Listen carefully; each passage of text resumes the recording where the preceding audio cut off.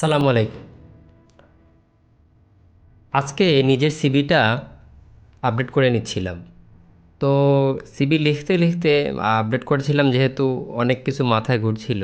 তো হঠাৎ করে একটা বিষয় মাথায় আসলো যে পৃথিবীর সর্বপ্রথম সিভি কে লিখেছেন এবং সিভির জনককে।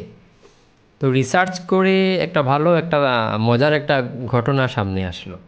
পৃথিবীর সর্বপ্রথম যিনি সিভি লিখেছেন তিনি কিন্তু একজন আমাদের সবারই পরিচিত একজন চিত্রশিল্পী, বিখ্যাত চিত্রশিল্পী লিওনার্দো দা ভিঞ্চি।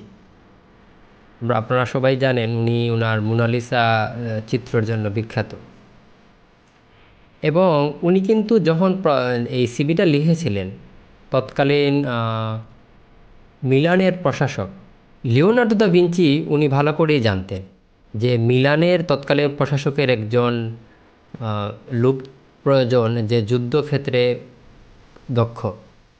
এবং উনি কিন্তু ওনার এই সিভিতে, ওনার এই চিঠিতে, তখন তো চিঠি আকারে দিয়েছেন, ওই সিভিতে উনি উল্লেখ করেন যে উনি ইঞ্জিনিয়ারিং বিষয়ে দক্ষ, যুদ্ধে অস্ত্র চালাতে উনি দক্ষ, সেই বিষয়ে উনি কিন্তু উল্লেখ করেন।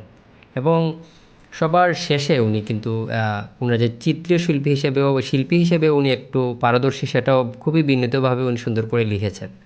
এবং আরেকটা তথ্য দেই, সেটা হলো ওনার কিন্তু জবও হয়েছিল 1482 সালে উনি এই সিভিটা লিখেছেন।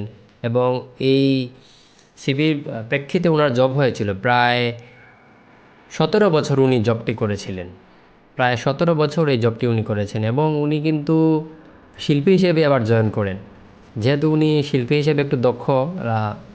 তৎকালীন মিলানের প্রশাসক ওনাকে কিন্তু শিল্পী হিসাবে উনি নিয়োগ দিয়েছেন। একটা জিনিস এখানে কিন্তু খুবই লক্ষ্যের বিষয়, সেটা হলো আমরা কিন্তু স্কিলের কথা বলি এখন বর্তমানে 2026 সালে এসে আমরা কিন্তু স্কিলের উপর জোর দিই। লিওনার্দো দা ভিঞ্চি উনি কিন্তু সর্বপ্রথম যে সিভিটা লিখেছেন ওখানে কিন্তু ওনার স্কিল বিষয়ে নিয়ে উনি উল্লেখ করেন বেশি, এবং যার প্রেক্ষিতে ওনার জব হয়।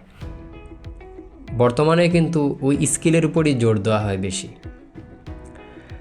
এরপরে 1482 সাল থেকে 1900 সাল পর্যন্ত প্রায় ওই চিঠি আকারেই সিবি চলতে থাকে। 1930 সালে এসে একটু আপডেট হয়, আধুনিক সিবির উদ্ভাবন হয় বলতে গেলে।